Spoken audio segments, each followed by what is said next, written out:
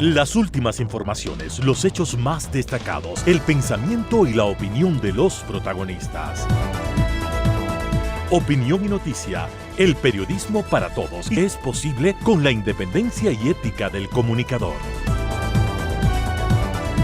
En Sucesos, las noticias y las voces de quienes las hicieron o son parte de ellas. Lo del país y del mundo, política y economía, lo social y del arte, el deporte, lo que usted espera saber cada semana. Opinión y noticia, porque interpretar y hacer entender lo que sucede es la razón de ser del periodismo. Con la conducción de Félix Narváez, empezamos.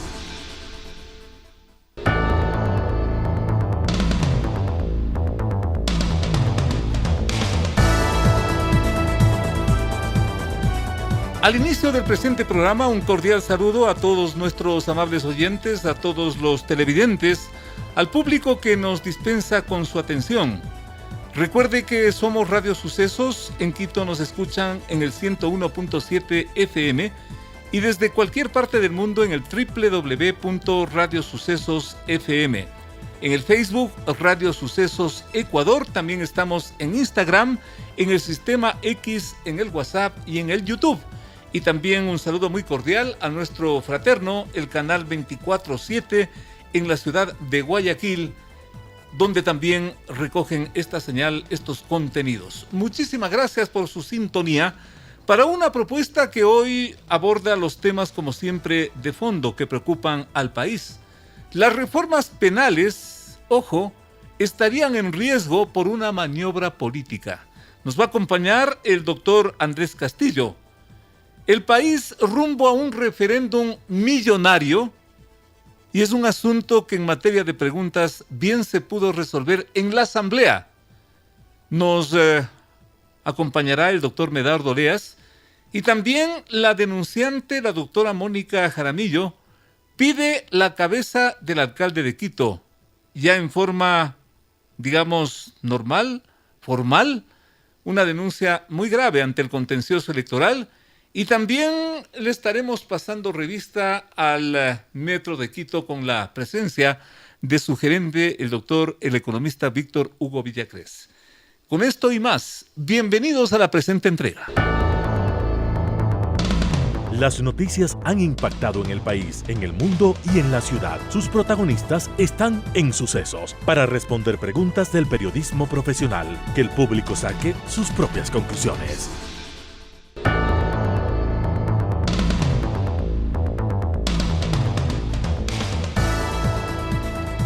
Una posible modificación del recurso de revisión de las sentencias ejecutoriadas, junto con un pretendido levantamiento de la reserva que acompaña a las investigaciones de la Fiscalía, encendieron las alarmas sobre las reformas al Código Penal.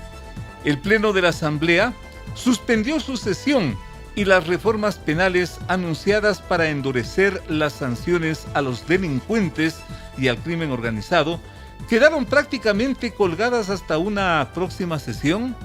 Dicen que hasta una segunda orden, dicen que hasta que esto se negocie, que nomás se escucha en la Asamblea. Y por eso estamos con la presencia del doctor Andrés Castillo, constitucionalista de este país, también vinculado al quehacer político, con lo cual tenemos una configuración, yo diría, uniforme y global de lo que queremos preguntarle, y por lo cual agradecemos su presencia. Esto de modificar el recurso de revisión y también de levantar, por último, la reserva de la investigación fiscal, dicen que tiene una clara intencionalidad política. ¿Usted ve eso también, doctor? Un gusto tenerle por acá. Félix, gracias por la invitación. Un saludo para quienes nos ven y nos escuchan a través de este medio. Sin duda alguna, el correísmo es especialista en establecer la teoría de la manzana envenenada. Es decir, le presentan una fruta linda, vistosa, comestible, pero le meten veneno por dentro, ¿no? Es decir, tenemos un proyecto de ley necesario para combatir la delincuencia, necesario para incrementar las penas, por ejemplo, en el tema del feminicidio. Porque las reformas son necesarias. Pero por supuesto, claro que sí.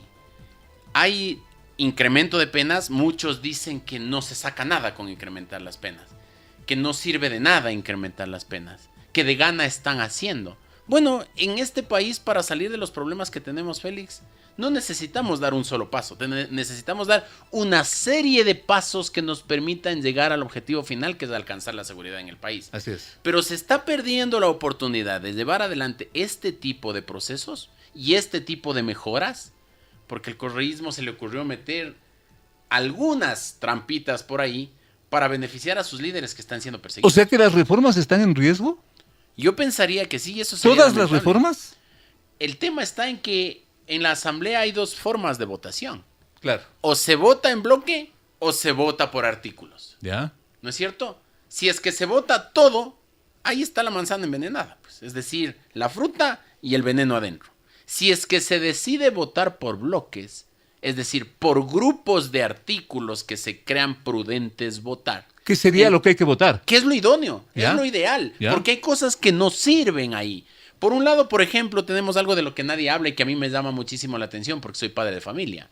Hay una norma nueva, una nueva tipificación penal que habla sobre la aproximación con fines sexuales a niños y adolescentes a través de redes sociales. ¿Cómo no? Ahora que le escriben Que es por un el problema Facebook, gravísimo, ¿eh? por el Instagram, por el TikTok, etcétera. Totalmente. Ese tipo de delitos no han estado contemplados antes y ahora sí están contemplados. Pero resulta que ese tipo de reformas que son buenas para precautelar la paz y la tranquilidad de nuestros niños se ve empañada porque el señor Correa se le ocurrió mandar a sus adláteres a que pongan unos nuevos requisitos para poder presentar recursos de revisión. A ver, pero allí hay una cosa que llama también la atención. Esto sale de la comisión que está tratando las reformas penales. Sí. Y en la comisión que está tratando las reformas penales, toditos, unánime, votaron por estas reformas. Bueno. Baja al plenario de la Asamblea y resulta que se arrepienten y estamos en el problema que estamos. Esto es una sinvergüencería. La ventaja es que los informes de las comisiones no son vinculantes, Félix. Esa es la ventaja. Porque si es que la norma diría que el pleno tiene que ajustarse al informe de la comisión, estamos arruinados. No estoy pretendiendo justificar. Me parece una tontería. Me parece un despropósito. No han leído. No se han dado cuenta. ¿Ya? Yo quiero apelar a la buena No fe. se han dado cuenta, por favor. No han querido leer. Ya. ¿No es cierto? Pero por el otro lado, el correísmo tiene operadores que se encargan en cambio de meter las cosas sin que nosotros nos demos cuenta. Félix, la esencia de la investigación penal es justamente la reserva de la investigación. El secreto. El secreto. La sorpresa. Pero por supuesto. Así es. Es decir, voy a poner un ejemplo burdo. A alguien le están investigando que está teniendo una relación extramatrimonial. Si es que esta persona sabe que le están investigando, no lo va a hacer, pues. ¿No es cierto? Así mismo es en estos temas. Ya le tuvimos al campanero de Correa hace unos meses atrás. Hace un mes, un poquito más, cuando fue. Sin reserva, metástasis no habría sido posible. Pero por supuesto. Así es. Si cuando ya iban a comenzar a allanar, salió el señor Correa a decir que están preparando todo justo la tarde anterior del operativo. Y eso sirvió para que se fugue Salcedo y se fuguen un montón. ¿No es cierto? Imagínese usted lo que pasaría con estirando el recurso de revisión, que es lo que se pretende, ¿cómo se beneficiaría Correa?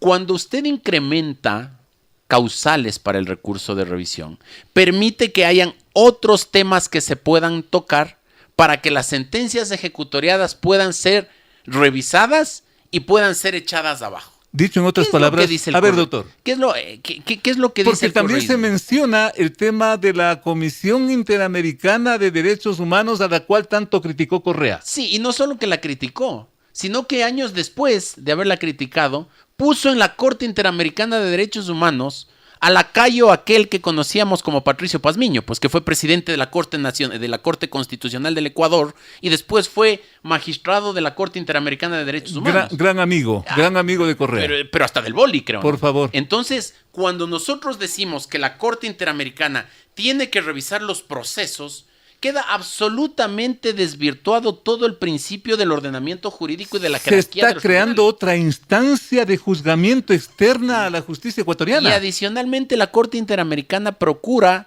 que se respeten los derechos humanos en los procesos de juzgamiento y para eso están las acciones extraordinarias de protección de la Corte. Doctor, pero también escucho a los correístas de que el haber suscrito estos compromisos internacionales que le dan validez a lo que haga esta Corte Interamericana de los Derechos Humanos, eso también obliga al Ecuador a crear ciertas formas, que es lo que se pretende, para que esos dictámenes de la Corte Interamericana también incidan sobre la justicia del Ecuador, porque si es que no, ¿para qué diablos suscribimos esos entendimientos? Porque es lo que dice el correísmo. Porque ellos tienen argumento para todo. Y los más avesados, inclusive, Félix, del correísmo, dicen, en cambio, que las normas son irretroactivas, que se activan para lo venidero. Es decir, que no están buscando la impunidad de Correa, sino que estas normas se aplicarán en el futuro. Lo que no saben ellos es que en este tipo de derechos, como el derecho penal o el derecho laboral, por ejemplo, hay el principio del indubio pro, el indubio pro trabajador, por ejemplo. Cuando uno tiene el principio del indubio pro, aplica la norma que más le beneficia al trabajador, independientemente de cuándo ésta haya sido aprobada.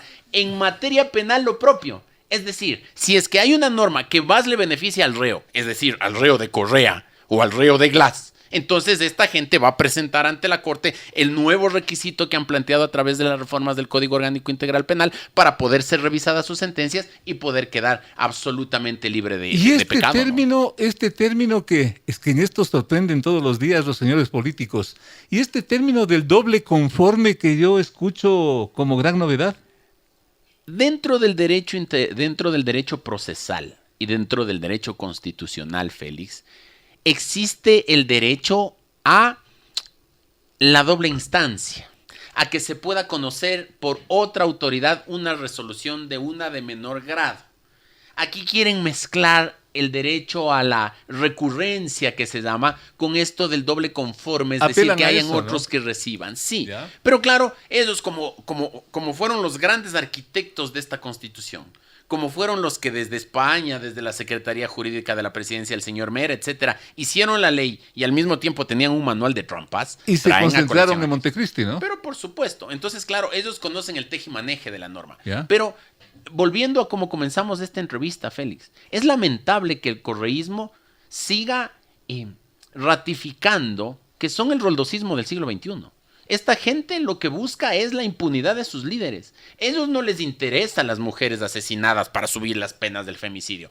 Ponen como carnada para que la gente diga, la Asamblea Nacional y los políticos están en contra de las mujeres asesinadas. No estamos en contra de las mujeres asesinadas. Estamos en contra de este tipo de trampas y de atajos que toman para beneficiarse ellos de la buena fe que se pueda tener. Consecuentemente y en suma, doctor, ¿esto va a depender de la forma como finalmente vote la Asamblea? Por supuesto. Y si es que no hay consensos y si es que no hay los votos para aprobar el proyecto de ley a través de bloques, mucho me temo, Félix y amigos que nos escuchan a través de este medio, que la decisión salomónica será votar en contra de todo el proyecto de ley, lo cual será lamentable. En contra de todo. Pero por supuesto, porque si es que no quieren votar lo bueno, lo malo y lo regular en bloques distintos y quieren que se vote todo, no nos vamos a envenenar por el correísmo en el Ecuador. Pues ¿Y esto va a depender de quién? ¿Del presidente de la Asamblea? De los acuerdos que se puedan tener. Y de los acuerdos. Y de los acuerdos, claro. Lo que sí le puedo decir, Félix, con cierto conocimiento de causa, es que estas trafacías del correísmo no responden a ningún acuerdo político. Es decir, esto es una trampa que esta gente lo ha manejado por debajo de las sábanas para que explote justamente ayer y nadie se haya dado cuenta antes. Felizmente la opinión pública, las organizaciones políticas, etcétera, se dieron cuenta a tiempo e hicieron que esto no pase como ellos hubiesen querido que pase. Gracias la frontalidad, la transparencia del doctor Andrés Castillo, constitucionalista de este país. Yo les dije al principio que también es una autoridad constitucional, un maestro también del derecho, nuestro invitado, pero también vinculado al área política, donde también infelizmente, o quién sabe si felizmente, están remojándose todas estas circunstancias. Lo uno va con lo otro, y tal como ustedes acaban de escuchar, todo va a depender de la forma como finalmente se negocie, o lo uno va con lo otro. Qué cosa tan terrible. ¿Y saben en qué momentos ocurre esto? Cuando el país está buscando fórmulas contra la delincuencia. ¡Qué barbaridad! Esto a ratos parece una gran burla o una gran tragedia. Póngale usted el nombre. Volvemos con más. Entrevistas importantes que tú quieres escuchar. La mejor información, la más grande opinión. periodismo de verdad, con Félix Narváez.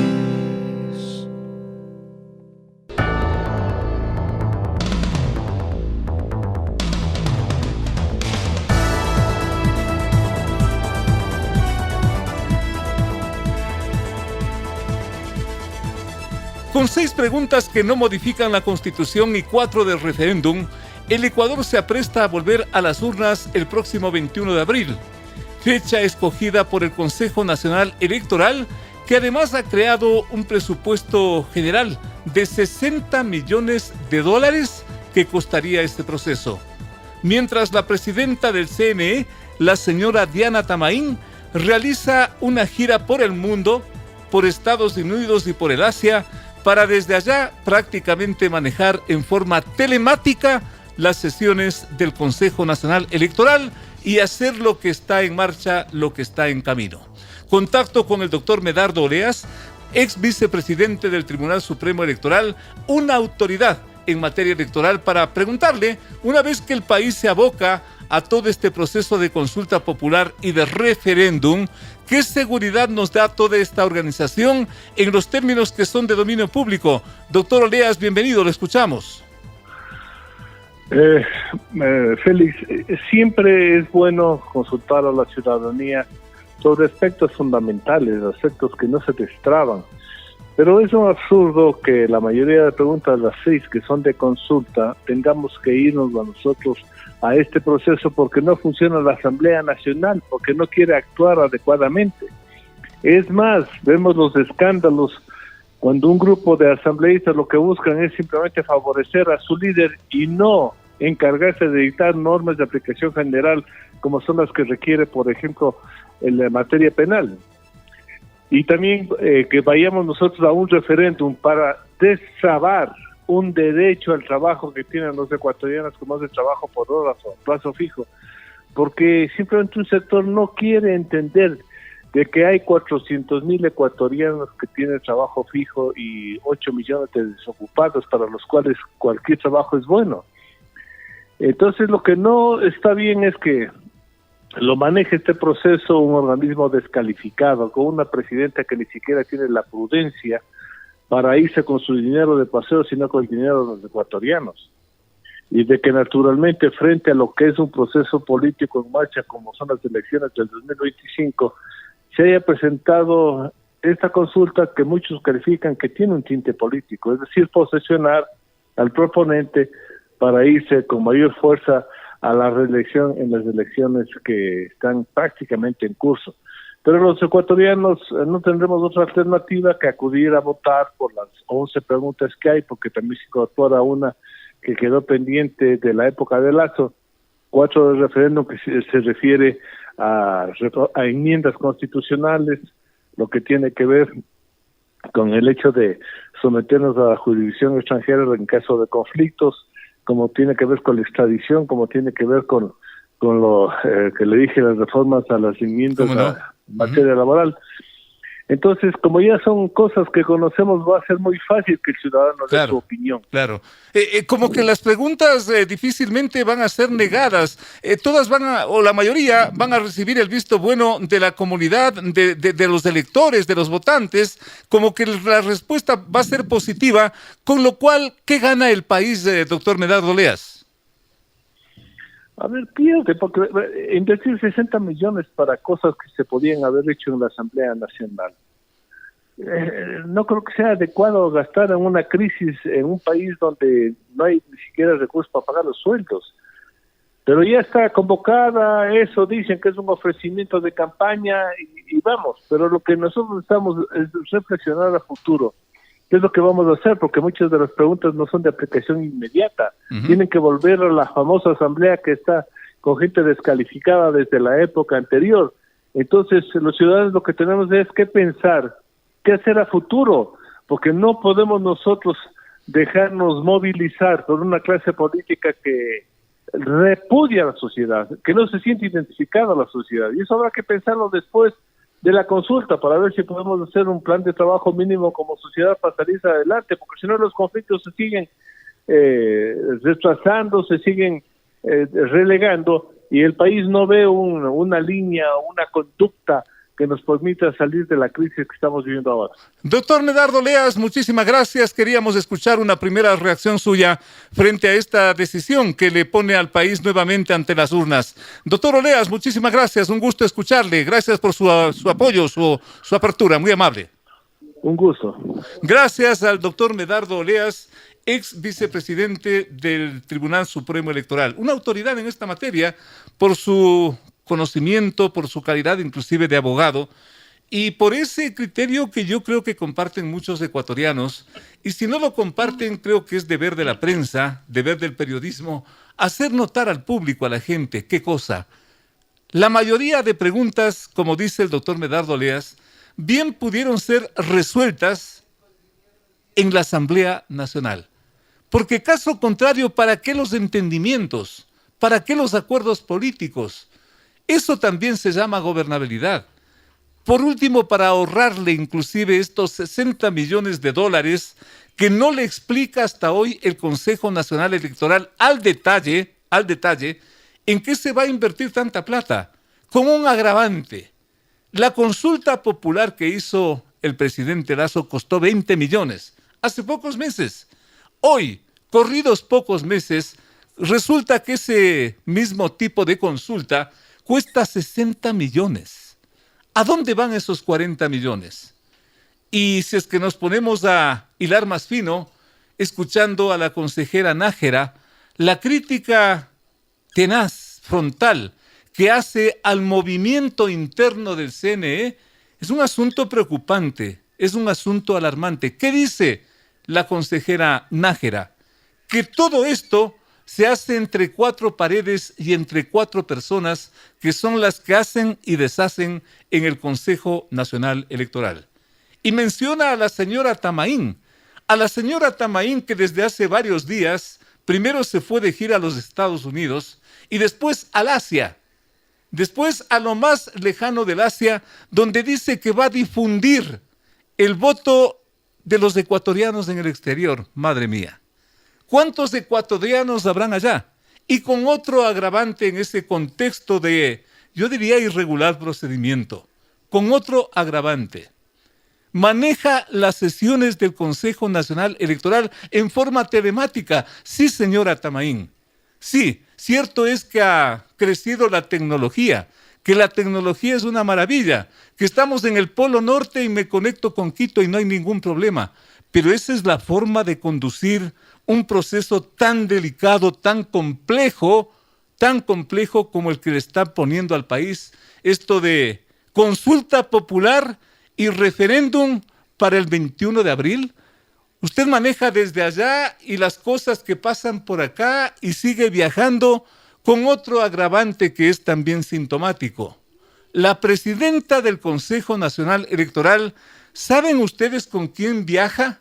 Con un fotógrafo. ¿Para qué? Yo me pregunto por sentido común, ¿para qué?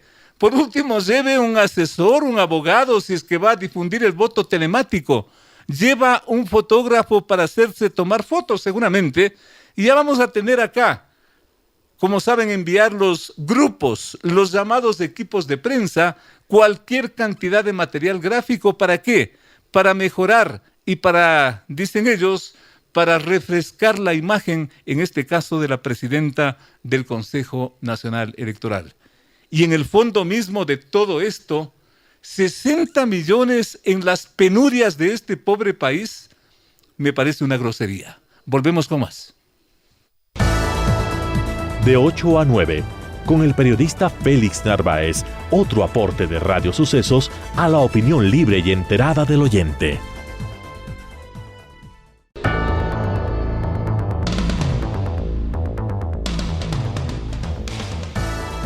El fantasma de una posible infracción electoral vuelve a amenazar a la alcaldía de Quito y concretamente a su titular, el doctor Pavel Muñoz, quien está convocado al contencioso electoral. Ocurre que durante la última campaña electoral el alcalde de Quito hizo proselitismo. Esto fue público y notorio. Proselitismo en favor de la agrupación política del correísmo. Esto ha sido retomado por personajes públicos como la doctora Mónica Jaramillo y el doctor Juan Esteban Guarderas, y lo han convertido en una denuncia, en una queja formal ante el contencioso electoral que ha fijado fecha y hora para la audiencia, lo cual implica entrar en el sendero de una posible sanción que podría llegar hasta qué punto. Por esto estamos en contacto con la doctora Mónica Jaramillo, justamente abogada denunciante de lo que estamos tratando y de lo que estamos poniendo y ubicando a nuestro público. Doctora, muchísimas gracias, un gusto tenerle por acá. Vayamos directo al grano. ¿Cuál sería la infracción que habría cometido el alcalde de Quito, que de antemano se dice víctima de una nueva persecución política? Doctora, un gusto tenerle. Saludo cordial. Muchísimas gracias, estimado Félix. Un saludo cordial a toda la audiencia. En efecto, conjuntamente con el ciudadano Juan Esteban Guarderas, amparados en el artículo 95 de la Constitución de la República del Ecuador, hemos interpuesto una denuncia por una infracción electoral establecida en el artículo 278, numeral 3 del Código de la Democracia. Esto es que el servidor público que en el ejercicio de sus funciones induce al voto a favor de una determinada organización política o una determinada candidatura. Nosotros debemos entender que generalmente esto se ha naturalizado y evidentemente esta es la primera infracción que se interpone ante el Tribunal Contencioso Electoral. ¿Por qué? Porque creo que es indispensable que de cara a las elecciones 2025 nosotros contemos con elecciones libres, transparentes y en condiciones iguales. Por lo tanto, nosotros hemos interpuesto esta denuncia toda vez que todos, absolutamente todos, somos testigos del rol protagónico que jugó en este caso el alcalde de Quito, Pavel Muñoz. Yo creo que hay que aclarar un punto en que lastimosamente la ciudad de Quito, la capital del Ecuador, ha tenido varios percances del tema de las alcaldías, pero esta esta infracción no constituye una amenaza a la alcaldía de Quito. Lastimosamente digo, qué pena por la ciudad de Quito que haya tenido que pasar estos temas, pero esto no, que no se vincule a estos temas de anteriores. Ahora bien, yo creo que es indispensable cambiar la perspectiva. Se ha dicho temas políticos, ¿ya? Ha recaído en temas políticos, ha recaído en temas regionalistas, ¿ya? ¿Y por qué regionalistas? El hecho de que yo sea denunciante, se está pensando que una eventual candidatura, yo tengo que indicar que yo no soy de la provincia de Pichincha, pero eso no significa que deje de ser ecuatoriana. Por lo tanto, si bien es cierto, soy de otra provincia, de la provincia amazónica de Pastaza, y se ha caído en temas hasta regionalistas, que yo vaya a denunciar en mi provincia. Yo puedo denunciar en mi provincia, he denunciado los casos de corrupción de mi provincia, pero en este caso es importante la trascendencia que vamos a generar con una sanción, y lo que nosotros estamos pidiendo es la sanción de destitución. Todos somos testigos y en este caso contamos con todos los elementos probatorios para que el señor juez no le quede ninguna tela de duda al respecto para emitir su pronunciamiento y evidentemente la sanción correspondiente. De lo que vemos y de lo que hemos visto en casos quizás un tanto parecidos y que se pueden en todo caso comparar con lo que usted está explicándonos, vendrán una serie de consideraciones, una serie de argumentaciones. Y por ejemplo, el Código de la Democracia habla del servidor público prohibido de hacer proselitismo. Pero se dirá, por ejemplo, que el alcalde no es servidor público, sino es un dignatario, y por ahí vendrán una serie de conjeturas inclusive y de defensas. ¿Preparada también para ese tipo de argumentaciones, doctora? Efectivamente, yo creo que esta es la oportunidad también de que el Tribunal Contencioso Electoral vaya definiendo las líneas argumentativas, vaya definiendo un precedente al respecto. El hecho de ser servidor público y también el hecho del cargo el cual ostenta no es de 8 a 5 de la tarde. Entonces, cuando el alcalde de Quito duerme, ¿quién es el alcalde? ¿No? Entonces, yo creo que es indispensable de que argumentos como estos no nos vengan a ver la cara de que solo trabaja de 8 a 5. También la jurisprudencia en temas electorales tiene mucho el tema en México, y en México han sabido diferenciar estos temas, ¿no? Diferenciar el tema del uso de recursos públicos y el uso de la imagen del cargo que ostenta, el hecho simplemente de apoyar o estar acompañado, y no se diga el tema de inducir al voto, afecta al principio de libertad de sufragio. ¿Por qué? Porque evidentemente está induciendo al voto. Y usted recordará, estimado Félix, todos los lunes el señor alcalde hace su informe semanal. Entonces, en su informe semanal del día lunes, el domingo fue el debate, en las propias instalaciones del municipio de Quito, a manera de un análisis del señor alcalde, evidentemente direcciona su voto y direcciona su posición política, ¿ya? El hecho de que no diga Luisa González no significa que yo, en otras palabras, estoy analizando mi postura política. Insisto, el Tribunal del Electoral de México también ha sancionado estos temas a los funcionarios que sin necesidad de nombrar, hay otras formas, frases en los cuales inducen al voto. Entonces yo creo que también vamos a marcar un precedente, y de que el Tribunal Contencioso Electoral ya vaya marcando temas muy importantes como estos. ¿Por El qué? Para el contenido, 2025. ¿ya? El contenido Para el 2000, político, ¿cómo no, doctora? El contenido político que también está corriendo junto a esto, de alguna forma no podría pesar al final del camino, porque lo que usted está enfrentando es al correísmo, y el correísmo también le va a defender al alcalde con todas sus mejores armas.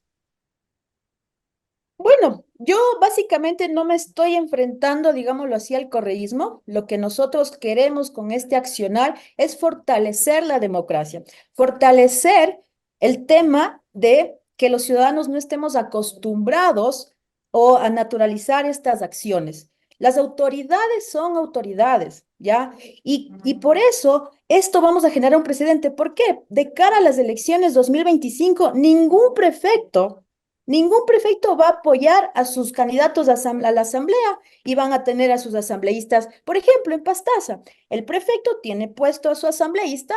¿Quién le fiscaliza? ¿Quién le fiscaliza el asambleísta a la prefectura? Ujú, ujú. ¿Ya? Entonces, esto, a lo menos en temas locales, esto también va con un precedente. Vamos a cambiar la forma de hacer política. Y ahí, si usted me pregunta si yo me quiero lanzar a la asamblea, evidentemente a mí me desalienta, porque tiene todo un aparataje estatal el prefecto para poner a su candidato a la Asamblea Nacional. ¿Ya? Entonces, ¿cómo lo hizo? Entonces, desalienta, no hay condiciones iguales. No son libres las elecciones con estas cosas que hemos naturalizado. Y nosotros, como ciudadanos valientes, garantes y el tema de la democracia, que es lo que nosotros estamos indicando, la vulneración de derechos, porque el accionar de Pavel Muñoz vulnera todo el sistema electoral, la libertad de sufragio, el principio de imparcialidad, el tema de condiciones iguales. Entonces, la trascendencia que vamos a lograr en este caso va a conocer todo el país, porque no es lo mismo que yo le denuncie al alcalde de Tiguinza a denunciar al alcalde Pavel Muñoz. Totalmente. Vamos a quedar pendientes de, doctora, lo que ustedes están haciendo es una operación de fondo, una operación jurídica, y que inevitablemente también está relacionado con lo político. Estaremos muy pendientes, y gracias por explicarnos en estos términos, doctora, muy amable, muy gentil. Un gusto. Muchísimas gracias. Gracias a la doctora Mónica Jaramillo, denunciante del alcalde de Quito, del alcalde Pavel Muñoz. ¿Se cometió una infracción electoral, como dice la ley? ¿O qué es lo que finalmente pasará en ese escenario que es del contencioso electoral? Otra prueba de fuego para las autoridades electorales. Llegó el fin de semana y tú te puedes informar con periodismo independiente, el que le gusta a nuestra gente. Es opinión.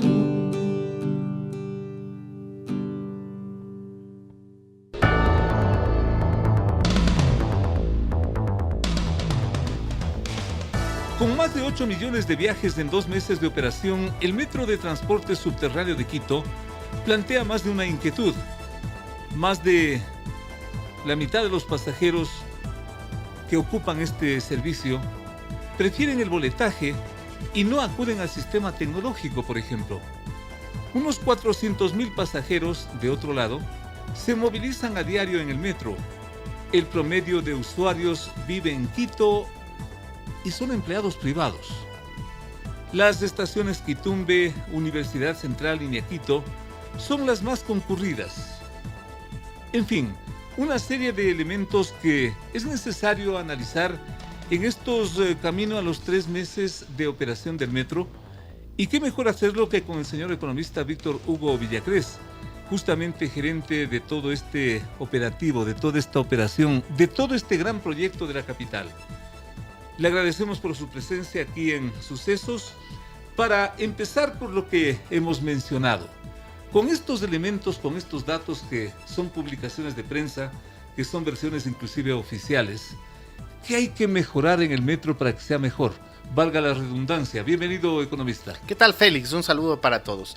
A ver, decir que estos 2 meses nos han permitido generar alguna estadística importante, también recoger algunos errores propios de un sistema tan complejo. Recordemos que aquí hay alrededor de 14 subsistemas funcionando entrelazados unos con otros, y claro, eso genera algunos inconvenientes, y a eso se suma que es el primer transporte subterráneo que tiene Quito y que tiene por supuesto el país. Uno encontrará una serie de oportunidades de mejora, le llamo yo, y en esas oportunidades de mejora yo manifestaría, por ejemplo, lo que se ha mencionado al inicio, el hecho de que necesitamos divulgar más la tarjeta ciudad para que exista un uso mucho más masivo. Actualmente se han entregado 160,000 tarjetas ciudad, pero claro, cuando uno hace un análisis del número de usuarios día, uno podría decir, a ver, de un promedio de 150,000 usuarios día, digamos, la mitad de ellos en una jornada de trabajo, en una jornada de lunes a viernes, utiliza tarjeta ciudad. Estamos hablando de 75,000 viajes hechos con tarjeta ciudad, y claro, uno dice, las personas van y vuelven, entonces necesitaríamos reducirle. Estamos hablando de que más o menos 38,000 tarjetas se usan frecuentemente, de las 160,000 que se han entregado. ¿Cuál es el objetivo? El objetivo es que se utilice la mayor cantidad de elementos electrónicos. ¿Por qué? Porque ahí sí se refleja el ahorro de tiempo, no solamente porque no tiene que hacer filas, no tiene que esperar la compra de un QR que muchas veces demora por los temas de vuelto y demás, sino que usted desde su casa tranquilamente utiliza la tarjeta, utiliza la cédula, que es otro medio de acceso que existe, además la primera ciudad en el mundo que tiene cédula de identidad o documento de identificación como medio de acceso, y pasa directamente a las plataformas, a andenes, se sube al tren. Entonces, ¿será, señor economista, consecuentemente que el sistema, que el acceso no es muy amigable para que la gente no acceda a eso, o a qué atribuye usted? Yo creo que hay una suma de factores. El primero, el hecho de que en 29 años Quito ha tratado de tener un medio electrónico de acceso y no lo había podido conseguir. Entonces uno puede ver el vaso medio lleno o medio vacío. Dice, a ver, en 29 años no se hizo nada. Hoy día que sale Metro tenemos ya 160,000 tarjetas entregadas. Digamos, ahí existe un vaso medio lleno. Se está completando, cada vez hay más gente que se familiariza con medios tecnológicos.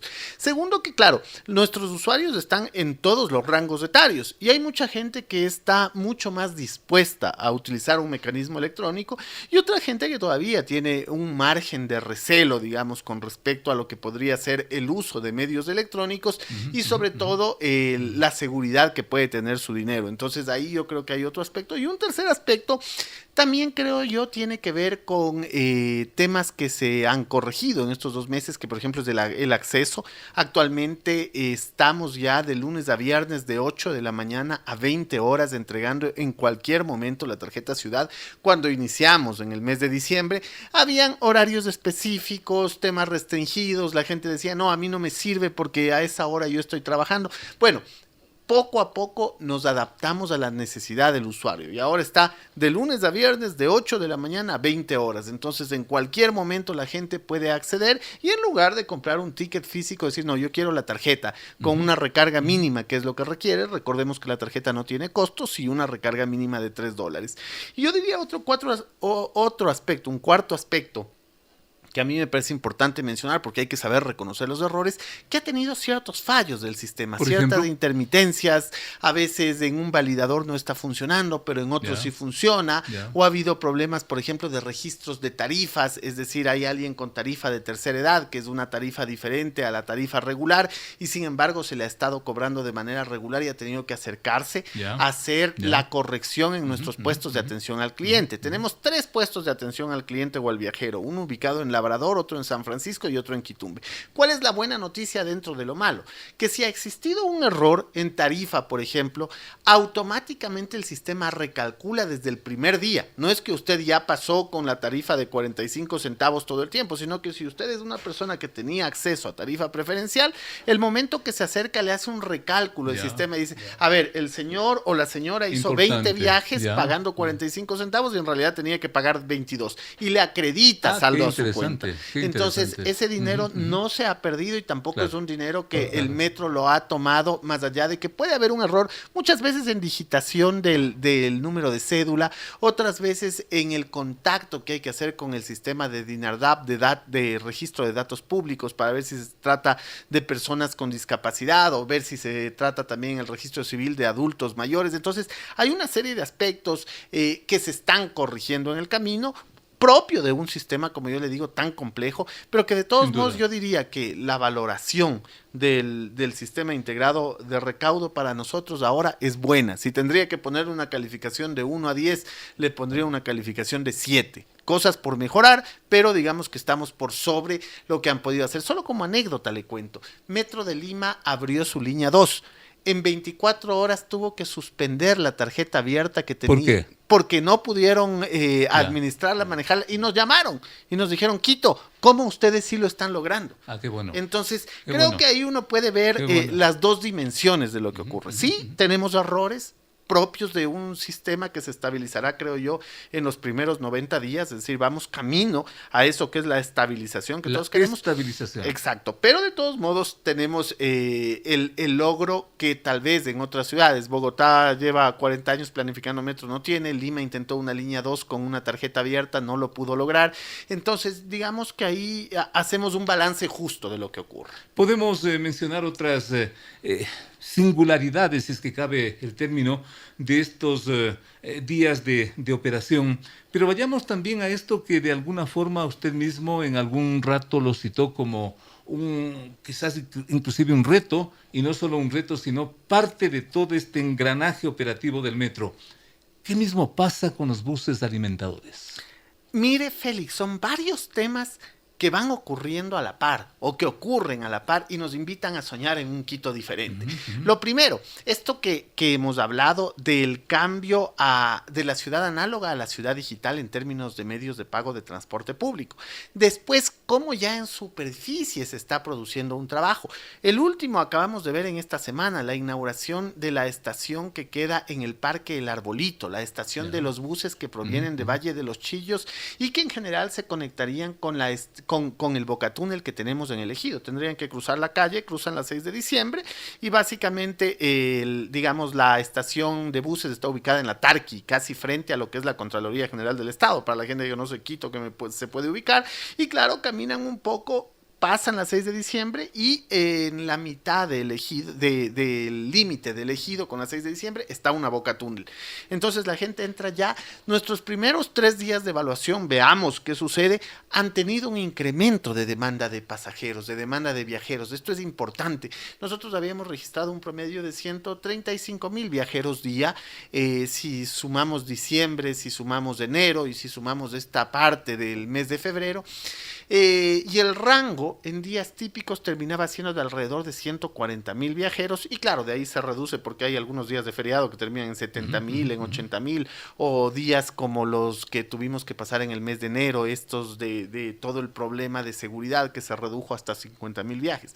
¿Cuál es la noticia buena? Que en los últimos 3 días hemos estado sobre los 150,000 viajes con esta acción que se hizo en superficie, es decir, con intentar conectar todavía de manera física física, todavía no la tarifa intermodal, pero solo esta conexión física empieza a generar un incremento de demanda en metro. ¿En qué me hace pensar o a qué me invita esto a soñar?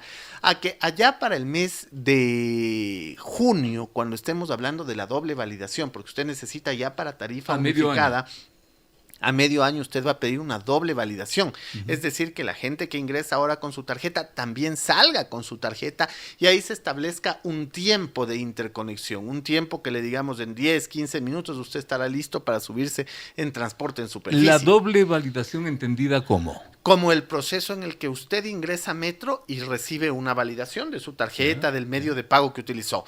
Ingresa y a la salida tendrá que hacer otra validación que le permita un tiempo mediante el cual usted pueda prepararse para acceder al transporte en superficie. Entonces, empezar ya a pensar en esta tarifa única. Y yo diría, para el último trimestre del año, ya tener la tarifa única, al menos con lo que tiene que ver con otro transporte, con otros medios de transporte público. Estoy hablando de trolebús, de ecovía, metrovía y demás. Pero caminar también a la, digamos, intermodalidad con el transporte público de administración privada. Esa es la clave. Esa es la clave de toda esta situación. ¿Se ha hablado con los dirigentes del transporte en superficie? ¿Qué actitud tienen? ¿Hay la predisposición? ¿Hay las condiciones que están poniendo?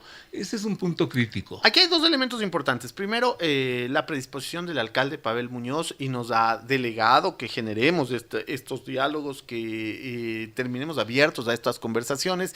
Estas están lideradas por el secretario de Movilidad, Alex Pérez, y yo creo que ahí ha habido buena receptividad en principio. Eso desde la perspectiva del diálogo social, digamos. ¿Están dispuestos los choferes a mover, por ejemplo, sus rutas tradicionales para ser alimentadores del metro de Quito sin que esto les cause, entre comillas, problemas? Yo le diría en principio hoy que sí, Félix, porque a este tema del diálogo social se añade una variable que ya es mucho más económica, y ahí yo me muevo como pez sobre el agua, digamos, que tiene que ver con esto de los bienes o servicios sustitutos y complementarios. Entonces, un bien sustituto es aquel que cumple una misma frecuencia en términos de transporte y por tanto se divide la demanda, porque la demanda no crece, la demanda está ahí y lo que usted hace es tomar una parte de esa demanda, es decir, una parte la toma Metro, otra trole, otra el transporte público de administración privada, pero si en lugar de usted ser sustituto pasa a ser complementario, es decir, lo que usted decía, alimentar en diferentes zonas el transporte, exactamente, usted logra primero mayor conexión de la ciudad, sobre todo este-oeste,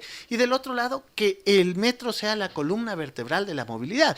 Y ahora más que nunca creo que es necesaria. ¿Por qué? Porque también los transportistas deben haberse dado cuenta que ingresó un nuevo competidor. Un nuevo competidor que ha tomado parte de esa demanda. Y eso muestra las estadísticas. Usted decía al inicio un tema que es real. Hemos sacado un boletín estadístico y ahí se ven varias de las cifras que usted mostraba.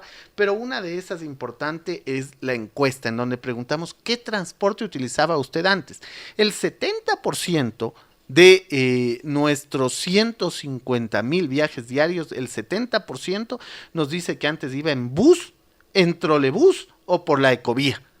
Entonces, imagínese usted que estamos hablando de alrededor de 85, 90,000 viajes que antes se hacían por bus público de administración privada, por trolebús o por ecovía, y que ahora se los hacen por metro. Entonces, ¿qué quiere decir? Sí hay un segmento que sustituyó el uno por el otro. ¿Cuál es el efecto? El efecto es que reduce la demanda para lo que sucede en superficie. ¿Cuál es la solución a eso? Pues buscar complementariedad en lugar de ser bienes sustitutos. ¿Se han puesto ustedes una fecha para la operación conjunta de estos dos fenómenos, si es que cabe el término? Así es, Félix. ¿Cuándo sería esto? Existe un cronograma de trabajo acordado con la Secretaría de Movilidad por parte de Metro de Quito. Hasta el 1 de abril nosotros abriremos las rutas que existen en nuestras estaciones para tener un sistema físico de intermodalidad. ¿Qué quiere decir? Que actualmente hay algunas bocatúneles que están cerradas, pero que conectarían, por ejemplo, con el sistema en superficie en Labrador, por ejemplo, con el sistema en superficie en Quitumbe, con el sistema en superficie en nuestras 5 estaciones multimodales. Y entonces eso se va a abrir ya el 1 de abril. El 1 de junio entramos a esto que yo le decía, a la doble validación. Es decir, ya preparamos a la gente para decir, ahora sí, estamos ya como metro abiertos físicamente con la intermodalidad. Vamos a la doble validación. Usted tenga la seguridad de que ingresa, pasa su tarjeta, sale, pasa su tarjeta, pero en un tiempo límite podrá subirse al sistema público en 1 de junio. 1 de julio. ¿Y de allí en adelante? Y de ahí a septiembre ya tendríamos la incorporación del sistema público y finalmente hasta diciembre lo que sería el sistema o los buses públicos de administración privada. Así está el cronograma. Como siempre, digamos, ahí existe mucha planificación de parte de la municipalidad, retos por cumplir, pero creo firmemente, al menos desde la perspectiva de Metro, que es la que yo puedo conversar, que estamos listos para el proceso y que estamos caminando con paso firme hacia cumplir estos retos o hitos en el tiempo. Consecuentemente habrá una reprogramación, supongo, del transporte en superficie, una reprogramación que en términos simples, ¿qué significaría? Bueno, es un tema que le compete más a la Secretaría de Movilidad, pero en términos simples yo le podría decir alimentación del metro de Quito y atención a barrios que tradicionalmente estuvieron olvidados por parte del transporte público con el objetivo de que todo el mundo pueda conectarse, oriente, occidente, y finalmente llegar a esto que es la columna vertebral de la movilidad en Quito, que es el metro de Quito. Yo le ponía, y con todo respeto, aspectos, si es que se quiere, organizativos en los cuales usted, bien dijo, se mueve como pez en el agua. Pero también hay unas partes técnicas que se escucha a través de los pronunciamientos de los propios usuarios, simplemente como un detalle en términos de darle una respuesta al público. Se dice, por ejemplo, el metro no tiene una ventilación adecuada. En efecto, Félix, en el 2014, cuando se compró los trenes, fueron comprados sin aire acondicionado. Ya. Y este es un tema del cual, ojo, yo no estoy eludiendo responsabilidad, simplemente estoy diciendo que cuando se hizo la compra, lamentablemente la flota de 18 trenes se compró sin aire acondicionado. ¿Por qué? Evidentemente habrá que hacer un análisis de lo que ocurrió en el pasado. Para mí lo importante es la solución, no tanto ahogarme en el problema del 2014. ¿Cuál es la solución? Nosotros hemos abierto todas las fuentes de ventilación posibles y ahora estamos justamente quitando unas fuentes que generan una especie de agujeros hacia el túnel para generar mucho más paso de aire.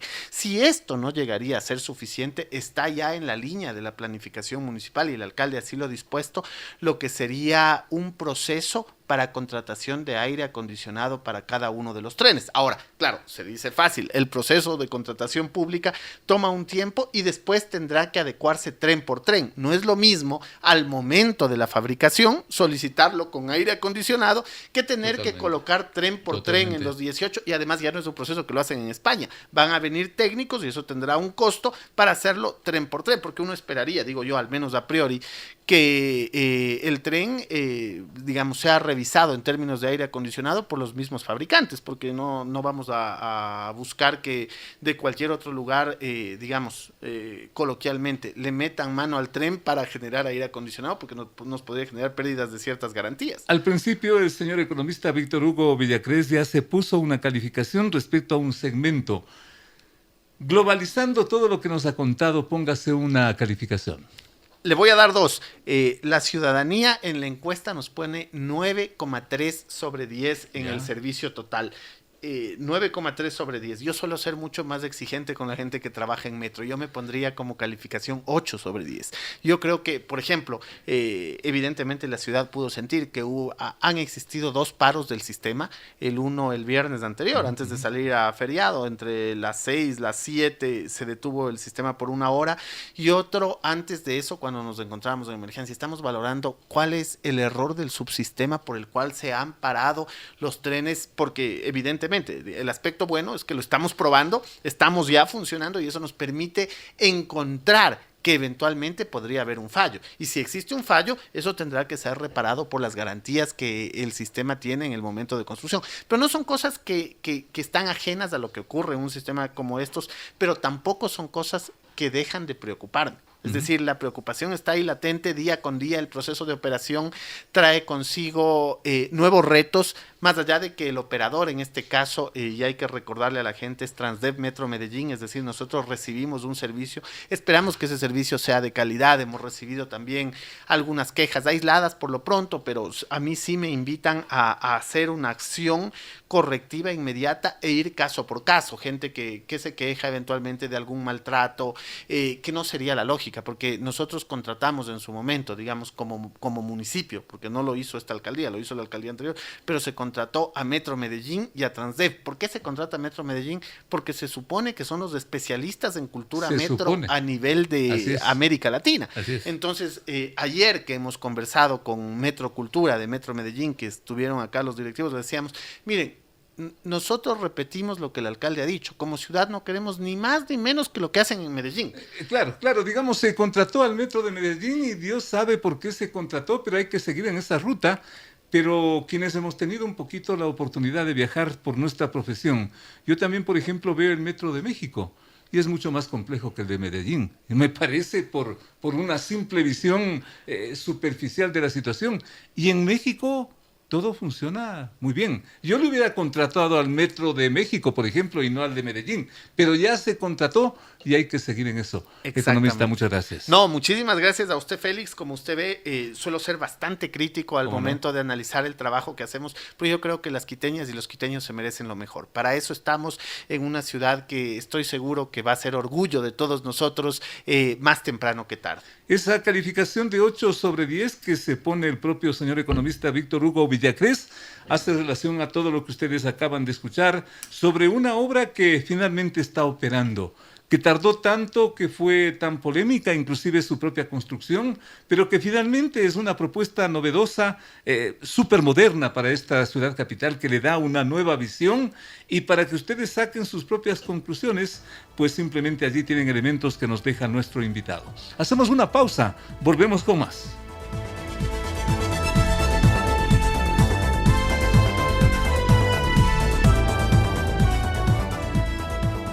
Amigos, muchísimas gracias por su atención, por su sintonía. Como siempre, nuestro mejor esfuerzo en búsqueda, o por lo menos un acercamiento, a esto que es fundamental y sobre todo en las actuales circunstancias, la verdad de las cosas.